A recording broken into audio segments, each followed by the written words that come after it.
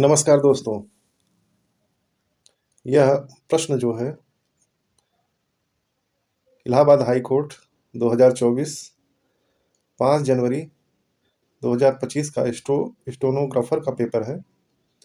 तो आइए हम लोग हिंदी के प्रश्न को हल करते हैं। तो यहाँ 1 से 5 तक प्रश्न दिए गए हैं जो गद्यांश के आधार पर हल किया जाएगा। तो यहाँ जैसे दिया गया है, जिसके पास धैर्य है वह जो इच्छा करता है प्राप्त कर लेता है। प्रकृति हमें धीरज धारण करने की सीख देती है। धैर्य जीवन में लक्ष्य प्राप्ति का द्वार खोलता है। जो लोग जल्दी करो की रट लगाते हैं, वे वास्तव में अधीर मन गतिकम की प्राचीन लोकोक्ति को चरितार्थ करते हैं। सफलता और सम्मान उन्हीं को प्राप्त होता है जो धैर्य पूर्वक काम में लगे रहते हैं। शांत मन से किसी कार्य को करने में निश्चित रूप से कम समय लगता है। बचपन के बाद जवानी धीरे धीरे आती है। संसार के सभी कार्य धीरे धीरे ही संपन्न होते हैं। यदि कोई रोगी डॉक्टर से दवाई लेने के तुरंत पश्चात पूर्णतः स्वस्थ होने की कामना करता है तो यह उसकी नितांत मूर्खता है। वृक्ष को कितना भी पानी दो, तुरंत फल प्राप्ति तो समय पर ही होगी। कहा गया है कि धीरे धीरे रे मना, धीरे सब कुछ होत, और माली सींचे 100 घड़ा, ऋतु आए फल होत। यहाँ हम लोगों ने गद्यांश को पढ़ लिया है और 1 से 5 तक को प्रश्नों के उत्तर गद्यांश के आधार पर दीजिए, यानी देना होगा। तो पहला सवाल है, फल प्राप्ति में समास की पहचान कीजिए। तो फल प्राप्ति में समास यहाँ तत्पुरुष समास होगा, यानी फल की प्राप्ति। यहाँ आपका संबंध तत्पुरुष समास होगा, इसलिए ये आपका तीसरा जो है सही होगा। अगला सवाल है, निम्नलिखित में से तद्भव शब्द को पहचानिए।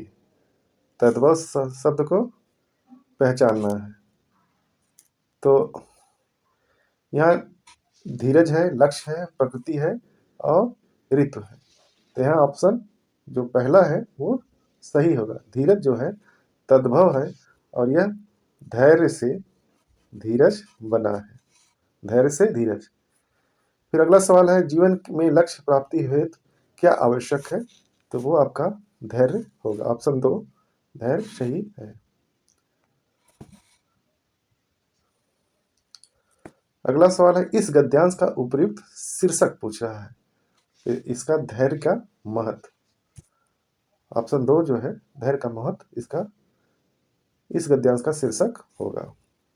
सवाल है, अधीर मन गतिकम वाक चरितार्थ करता है। अधीर मन गतिकम वाक चरितार्थ करता है। यहाँ आपका ऑप्शन दूसरा जो है जल्दी करो की रट लगाना, ये ऑप्शन आपका सही है। अगला सवाल है, नया बस मार्ग आरंभ करने के लिए महाप्रबंधक को पत्र लिखा गया है। यह पत्र कौन सा है? कौन सा पत्र है?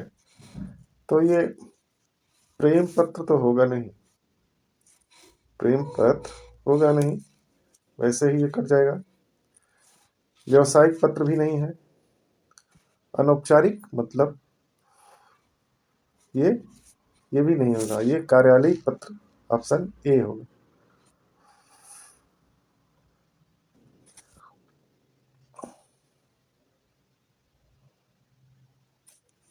अगला सवाल है, संहार में उपसर्ग बताइए। तो ये ऑप्शन ए सम जो है होगा। सम उपसर्ग में लगा हुआ है। सम हार में सम उपसर्ग। छंदों को पढ़ते समय कई स्थानों पर विराम लेना पड़ता है। उसे जो विराम लिया जाता है उसे क्या कहा जाता है? उसे क्या कहते हैं? यहाँ यति हो जाए। क्या हो जाएगा? यति। ऑप्शन 2 सही है। अगला सवाल है, इनमें से निबंध का प्रमुख अंग नहीं है। अंग नहीं है क्या है? छंद। ये निबंध जो है गद्य होता है और छंद का प्रयोग काव्य में किया जाता है, इसलिए यह निबंध का अंग नहीं है। अग्नि शब्द का पर्यायवाची है। अग्नि शब्द का पर्यायवाची है, तो यहाँ कृषाण हो जाएगा, कृषाण हो जाएगा। अब अगला सवाल है, गेहूं शब्द का तत्सम छाटिए। तो गेहूं शब्द का जो तत्सम होगा गोधूम होगा, पहला ऑप्शन जो है सही है। अक्षौहिणी शब्द का सही संधि विच्छेद होगा, तो यहाँ अक्षधन उहिड़ी, यहाँ जो है तीसरा ऑप्शन आपका सही होगा। लेकिन यहाँ थोड़ा सा मिस प्रिंट है, यहाँ अक्ष जोड़, यहाँ कुल मिला के ड़ी की जगह नी होना चाहिए। क्या होना चाहिए? नी होना चाहिए। व्याकरण की दृष्टि से ड़ी की जगह नी होना चाहिए, इसलिए ऑप्शन 3 जो है सही होगा। 13 आपका है, वक्र शब्द का विलोम छाटिए। तो वक्र जो है का विलोम पहला रिज होगा। वक्र माने टेढ़ा, रिज माने सीधा। अगला सवाल है, तो 14 क्वेश्चन है, श्लिष्ट पदों में से अनेक अर्थों के कथन को कहते हैं। तो यहाँ आपको खाली स्थान भरना है। तो यहाँ आपका पहला ऑप्शन श्लेष हो जाए। श्लेष क्यों होगा? क्या श्लिष्ट पदों के अनेक अर्थों यानी एक शब्द के कई अर्थ निकाले जाते हैं। तो श्लेष अलंकार का जो परिभाषा है कि जहाँ किसी शब्द के एक से अधिक अर्थ निकाले वहाँ श्लेष अलंकार हो जाता है। जैसे यहाँ उदाहरण के लिए हम ले लेते हैं, रावण सिर सरोज बनचारी और चली रघुवीर सिलमुख धारी। जैसे यहाँ सिलमुख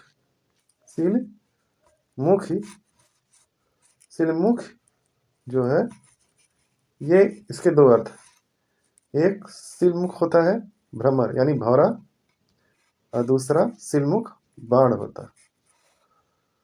तो दूसरा उदाहरण भी है, जैसे रहीमन पानी राखिए बिन पानी सब सून, अब पानी गए न उबरे मोती मानुष चून। तो यहाँ जो रहीमन पानी राखिए बिन पानी सब सून, अब पानी गए न उबरे मोती मानुष चून, ये पानी पानी 3 बार जरूर है। अगर पूरी पंक्ति दी रहेगी तो ये आपका श्लेष अलंकार न होकर यमक होता है। लेकिन यहाँ दूसरी लाइन में पानी गए न उबरे मोती मानुष चून, यहाँ दूसरी लाइन में जो पानी दिया गया है उसमें जैसे पानी का कई अर्थ है, पानी के 3 अर्थ हैं। एक अर्थ है मोती के साथ कांति, मानव के साथ इज्जत और चून के साथ पानी। यानी एक शब्द के कई अर्थ जब निकले तो वहां श्लेष अलंकार होता है। कौन सा अलंकार होगा? श्लेष। इसलिए पहला ऑप्शन सही है। क्वेश्चन संख्या 15, ऐसा हथियार जिसे फेंक कर चलाया जाता हो, फेंक कर चलाया जाए के लिए एक शब्द होगा। तो जो फेंक कर चलाया जाता है अस्त्र, और जो साथ यानी हाथ से छोड़ा न जाए, हाथ में रख कर चलाया जाए हाथ से, उसे शस्त्र कहेंगे। जैसे धनुष बाण गदा ये शस्त्र है और भाला अस्त्र है। अगला सवाल है, निम्नलिखित में सही वर्तनी वाला शब्द छाटिए। तो कलेश आपका पहला ऑप्शन सही है, कलेश। अगला सवाल है, मंत्रालय अथवा कार्यालय द्वारा निकाले गए आदेशों की सूचना का संकलन कहलाता है। तो ये आपका अधिसूचना, दूसरा ऑप्शन जो है सही होगा। एक ही भाव तौलना इस मुहावरे का सही अर्थ होगा सबके साथ एक जैसा व्यवहार। तो ये आपका चौथा जो ऑप्शन है सही हो जाएगा। चौथा ऑप्शन एक के साथ सबके साथ एक जैसा बर्ताव करना। 18 19 प्रश्न है, समक्ष शब्द का विग्रह होगा। तो समक्ष शब्द का विग्रह अक्ष के सामने होगा। लिखित वाक्य में क्रिया का कौन सा भेद है? क्रिया का कौन सा भेद है? तो वह अपना सिर खुजलाता है। तो अपना सिर जो खुजला रहा है वो आपका सकर्मक क्रिया होगा। कौन सा क्रिया होगा? सकर्मक। तो अगर क्या खुजलाने का कर्म जो है सिर है, तो यहाँ सकर्मक क्रिया होगा। जब कर्म ना रहे तो अकर्मक क्रिया होगा।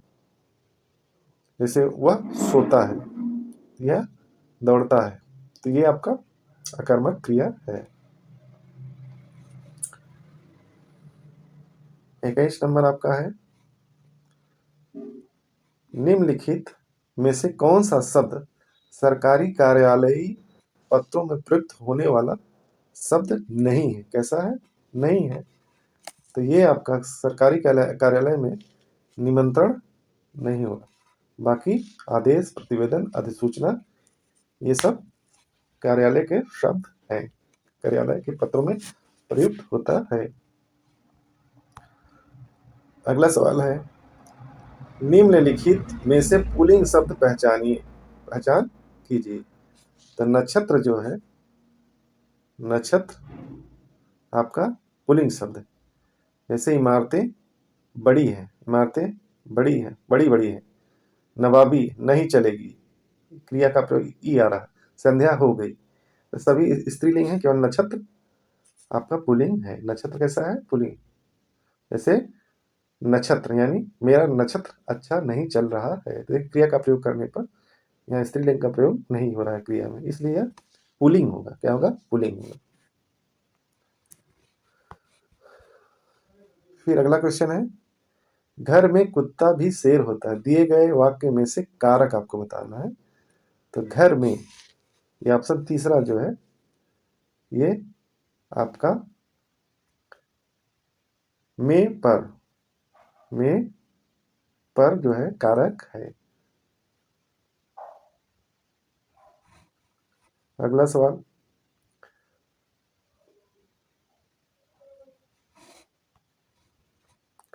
24वां है, लजीज। लजीज शब्द के लिए उपयुक्त विशेष है, उपयुक्त विशेष होगा, तो यहाँ भोजन होगा। क्या होगा? लजीज भोजन। बाकी नहीं होगा। यहाँ आपका ऑप्शन दूसरा सही है। 25वां क्वेश्चन है, क्या पूजा क्या अर्चन रे, उस असीम का सुंदर मंदिर मेरा लघुतम जीवन रे। प्रस्तुत पंक्तियों में रस की पहचान करना है, करें। तो यहाँ क्या पूजा क्या अर्चन रे, उस असीम का सुंदर मंदिर मेरा लघुतम जीवन रे। तो यहाँ जो है वियोग श्रृंगार होगा। कौन सा श्रृंगार होगा? वियोग। ये आपका ऑप्शन चौथा जो है सही होगा। तो ये आखिरी सवाल था। अगर यह वीडियो आप लोगों को पसंद आया हो तो लाइक कीजिए, सब्सक्राइब कीजिए, शेयर कीजिए। और आपने जो हाई कोर्ट स्टेनोग्राफर का परीक्षा दिया है हिंदी का, उससे अपना अपना आंसर की मिला लीजिए, कितने नंबर आप लोगों को मिलना है, इससे कुछ अंदाजा जरूर लगेगा। वीडियो देखने के लिए धन्यवाद।